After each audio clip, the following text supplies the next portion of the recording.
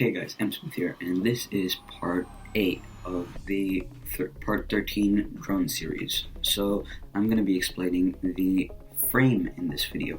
Now a frame, first we'll dive into the price. The price of a frame can vary. I made mine on my own with rulers, so it was quite cheap.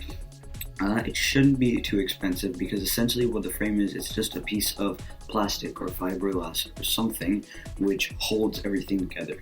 Now some frames might be more expensive and then others, if they have, let's say, shapes built in, or if there's for a specific kit, or if they're like a box frame which protects everything inside of it instead of just having everything on top.